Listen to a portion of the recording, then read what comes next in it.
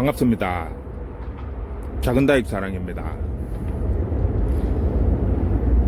낮에는 날씨가 상당히 따뜻하네요. 바람도 살살 불고 기분은 상당히 좋은데 새벽녘에는 아직까지 상당히 날씨가 춥습니다. 감기 조심하시고요. 코로나도 특별히 조심하시기 바랍니다. 자, 오늘은 지금 구독자님 몇 분이 다육이 커팅하는 거에 대해서 문의를 하신 분들이 몇 분 계셔서 커팅하는 거에 대해서 오늘은 이제 설명을 한번 드릴까 합니다. 대체적으로 국민이 같은 경우에는 목대들이 있기 때문에 커팅하는데 큰 애로점이 없어요. 주로 그냥 집에서 사용하고 있는 칼, 애들 사용하는 그런 칼로 가지고 그냥 일반적으로 커팅을 하시면 쉽게 할 수 있습니다. 자, 그런데 오늘은 이 커팅 중에서도 적심, 삽목이 아니고 자구들 커팅하는 거에 대해서 설명할 겁니다. 앞번에 제가 낚싯줄이나 칼로 가지고 적심하는 거에 대해서는 한번 올린 적이 있기 때문에 그 부분은 하지 않고요. 오늘은 자구들 커팅하는 거에 대해서 설명을 할 겁니다.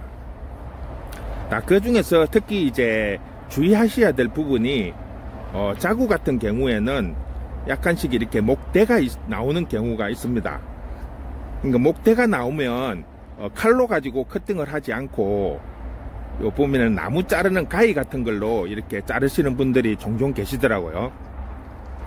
근데 이제 나무를 자르는 가위는 일반적으로 나무들, 줄기가 아주 딱딱한 아이들, 이런 아이들을 자를 때는 상당히 효과적인데, 다육이 같은 경우에는 이 줄기 자체들이 조금 무르기 때문에 이런 가위를 가지고 커팅을 하면 쉽게 말하면 뭉개져서 잘린다고 보면 돼요. 칼로 하면 아주 깨끗이 반듯하게 잘리는 반면에 가위로 갖고 자르면 그 부분이 눌러지면서 약간 조직이 파괴가 되는 부분이 있어요. 그러다 보면 오히려 세균 감염이나 이런 부분에 상처가 아무는데도 아무래도 시간이 훨씬 많이 걸립니다. 칼로 가지고 커팅하는 것보다는. 우리도 보면 칼의 비임 자국은 이렇게 꼭 누르고 있으면 쉽게 붙잖아요. 그런데 이렇게 문틈이나 어디에 찡겨 가지고 상처가 난 거는 이렇게 붙지를 않아요. 그게 쉽게 말하면 살이 가지고 있는 조직들이 파괴가 되기 때문에 이게 붙지를 않는 거예요. 그런 거와 마찬가지로 식물들도 똑같습니다. 이는 날카로운 칼로 가지고 이렇게 잘라줘야만이 쉽게 이렇게 상처가 덜 하는데, 가위로 이렇게 자르면 쉽게 말하면 입자들이 뭉개지면서 이렇게 밀리기 때문에 그런 부분을 조금 조심을 하시는 게 좋을 것 같고요. 자, 그 다음에 이제 주로 보면 우리가 창이나 이렇게 목대가 있는 아이들을 커팅을 할 때 보면 이제 낚싯줄로 갖고 많이 하는데, 이 자구 같은 경우에는 낚싯줄을 가지고 이렇게 커팅을 할 수가 없어요. 그 틈 사이로 이렇게 낚싯줄을 넣어서 이렇게 당길 수가 없기 때문에. 그래서 주로 이제 커팅 칼을 많이 사용을 하는데요. 커팅 칼 같은 경우에는 주로 그냥 일반 도루묵 칼, 학생들 학용품으로 사용하는 그거 작은 걸로 가지고 많이 하는데, 이제 그 부분이 면적이 넓다 보니까 입장이 이렇게 많이 다치는 경우들이 상당히 많습니다. 그래서 주로 보면 요즘엔 요렇게 요런 커팅 칼 많이 사용을 합니다. 요 의료용도 있고요. 그 다음에 미용사들이 쓰는 이런 용도의 칼인데, 원래는 이 끝이 보면 이렇게 날카롭지가 않습니다. 약간 무딘데, 이 부분을 이제 우리가 다육이를 커팅을 하기 위해서는 아주 이제 날카롭게 갈아야 됩니다. 그래서 이 부분이 서댄이기 때문에 일반 집에서 숫돌이나 이런 걸로 갈기에는 힘들고, 그라인더 같은 이런 기계를 사용해서 갈아서 사용을 하셔야 됩니다. 자, 그리고 사용을 하기 전에는 항상 나이타 불로 가지고 이렇게 당겨서 소독을 할 수 있도록 항상 이야기를 합니다. 이 부분에 쇠 부분이 항상 닿으면 사람한테는 파상풍이 온다지만 이 식물한테도 나쁜 균이 들어갈 수 있습니다. 그래서 항상 사용하기 전에는 꼭 살균을 해 주시고요. 자, 그 다음에 이 커팅을 하고 나면 커팅된 부위를 소독을 해야 됩니다. 그래서 우리도 보통 사람들도 이렇게 상처나고 다치면 빨간 약, 아까진키 바르죠. 아까진키 바르는데 식물한테도 뭐 집에서 뭐 전혀 이렇게 할 수 있는 게 없으면 뭐 마데카솔이나 뭐 진짜 빨간 약 바르시는 분도 있다 하더라고요. 어차피 소독이 목적이니까. 그런데 이제 식물 같은 경우에는 보면 이 루톤이라고 해가지고 요는 약이 나옵니다. 가루약이 나오는데 이건 사실 난 하시는 분들이 난촉을 분리시키고 난 다음에 그 상처 부위를 이제 소독을 하기 위해서 많이 사용을 하는 겁니다. 자, 저 같은 경우에는 이걸 가루약을 그대로 사용을 하지를 않고 요는 종이컵에 물을 지금 아주 조금 받았습니다. 조금 한 서너 방울 이렇게 받아 가지고 이 루톤 가루를 이렇게 조금 넣을 겁니다.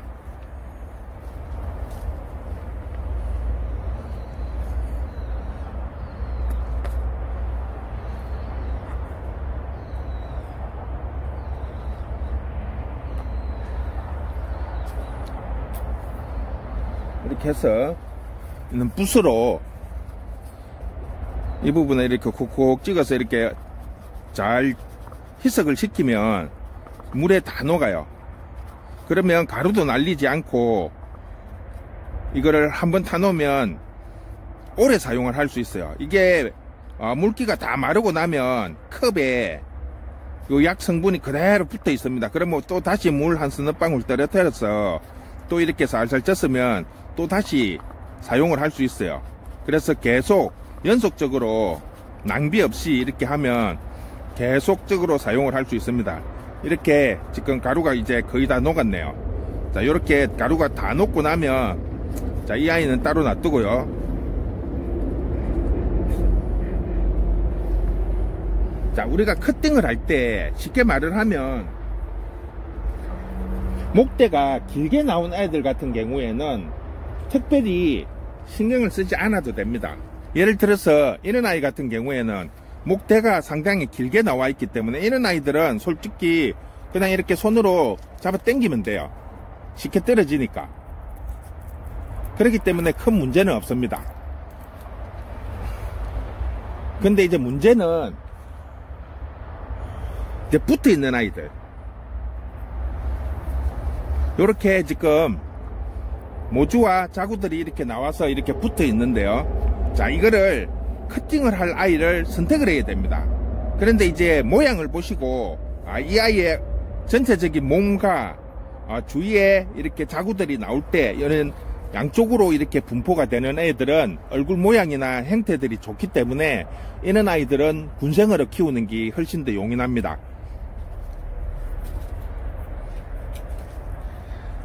자, 그 반면에 이제 한쪽으로 한 개 내지 두 개 나오는 이런 아이들은 오히려 지금 보시면 얼굴이 삐딱하죠. 이 아이의 얼굴이 한쪽으로 치우치잖아요. 그러면 이 아이들이 나오면서 지금 원모주의 얼굴을 밀고 있는 거죠. 이 아이들이 점점 자구들이 점점 커지니까 모주가 밀려서 지금 반듯하게 써야 되는데 기울기 시작을 합니다. 이 아이도 마찬가지고요. 이 아이도 지금 모주가 옆으로 살짝 눕었어요. 즉 한쪽으로 이렇게 치우쳐서 나오는 아이들은 그냥 놔두면 모주의 얼굴이 이렇게 한쪽으로 눕게 됩니다. 그러면 성장하는데 약간 애로점도 있고요. 또 보기에도 상당히 안 좋습니다. 그래서 이런 아이들 양쪽으로 이렇게 전체적으로 뭐 앞뒤로 좌우로 이렇게 아니면 전체 뺑 돌아가면서 나오는 자구들 같은 경우에는 뭐 얼굴도 얼굴이지만 또 모양도 상당히 좋기 때문에 그대로 가셔도 큰 문제점이 없지만 이렇게 한쪽으로 치우쳐있는 아이들은 이런 아이들을 제거를 해줘야만이 모주가 제대로 이렇게 자리를 잡을 수도 있고 또 이렇게 나오는 아이들 또한 이런 게 빨리 떼줌으로 해놔서 나오면서 얼굴이 찌그러지는 애들이 상당히 많아요. 그러니까 이런 아이들은 조금씩 한 3cm에서 5cm 정도 이렇게 성장을 하면 제거를 해주는 게 상당히 좋습니다. 자, 제거를 해주실 때는 보통 적심을 할 때는 요 한 3분의 2쯤에다가 칼을 넣어갖고 자르지만, 자구들 같은 경우에는 이제 제일 조심을 해야 될 부분이, 물론 이 입장도 주의를 해야 되지만은 칼집을 넣을 때 잘못 넣으면 모주의 목대를 잘라버릴 수가 있어요. 그렇게 되면 상당히 위험합니다. 그래서 가능하면 요 마지막 입장을 잘 보시고 칼을 상하로 이렇게 살살 흔들면서 눌러주시면 쉽게 이렇게 떨어집니다. 그러니까 자르실 때 이거를 너무 깊이 넣어버리면 모주의 목대가 손상이 갈 수 있으니까 항상 밑장이 한 장 정도 남겨 놓는다고 생각을 하시고 이렇게 칼을 넣어야만이 모주의 목대가 손상이 가지 않습니다. 이걸 잘못 칼집을 넣으면 자구를 떼려다가 잘못하면 모주를 죽일 수가 있어요. 그러니까 그런 부분을 조금 조심을 하셔야 됩니다. 이 아이 같은 경우에는 지금 완전히 모주와 딱 일치가 돼 있어요. 이런 아이들 같은 경우에 칼집을 이렇게 잘못 넣어버리면 지금 모주 쪽에 칼이 들어간다는 거죠. 이렇게.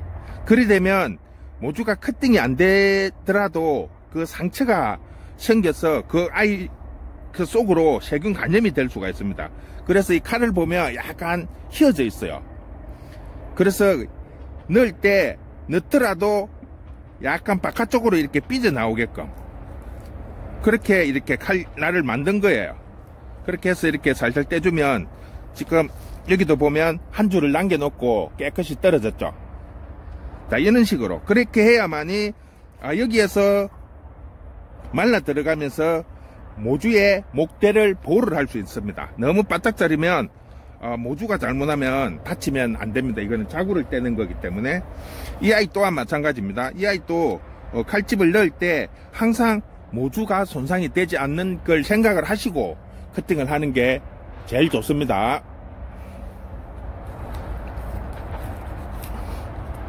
자, 이렇게 쉽게 뗍니다. 그러면 여기도 지금 한 줄이 남아있죠.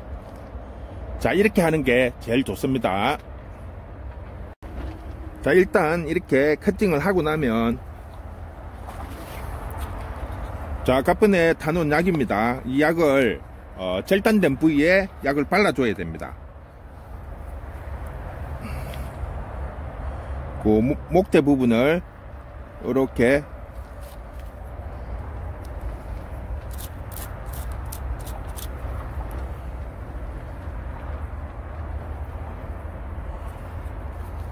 이렇게 바르고요. 요 아이도 마찬가지로 떨어진 목대 부분을 발라줘야 됩니다. 그리고 자구들도, 떼낸 자구들도 그 부위를 이렇게 약을 발라줍니다. 그러면 한 20-30분 있으면 바짝 말라요.